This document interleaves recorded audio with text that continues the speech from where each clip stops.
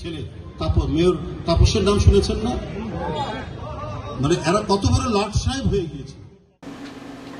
ইসকনের চিন্ময় কৃষ্ণ দাস গ্রেপ্তার হওয়ায় উদ্বিগ্ন হয়ে শেখ হাসিনার স্টেটমেন্টকে কুমিরের কান্না কাঁদছেন বলে অবহিত করেছেন বিএনপি সিনিয়র যুগ্ম মহাসচিব অ্যাডভোকেট রুহুল কবির রিজভী।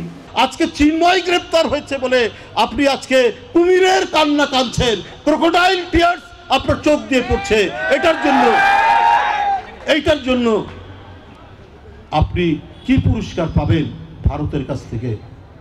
শেখ হাসিনা আজকে ভারতের পররাষ্ট্র দপ্তর চিন্ময়কে মুক্তি দেওয়ার জন্য বলেন, কারণ ভারতীয় পররাষ্ট্র দপ্তরকে আমি বলি, এই শেখ হাসিনার পোষ্য সন্তান যুবলীগ ছাত্রলীগ যখন কিশোর বিশ্বজিৎকে হত্যা করলো, কই সেদিন তো আমরা ভারতের পররাষ্ট্র দপ্তর থেকে আমরা কোনো স্টেটমেন্ট দেখলাম না। তখন ভারতের পররাষ্ট্র দপ্তর নিশ্চুপ থাকলো কেন?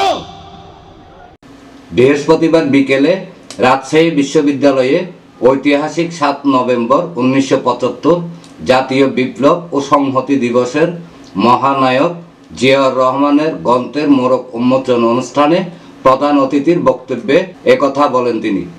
ডেস্ক নিউজ, প্রগতি 24 টিভি।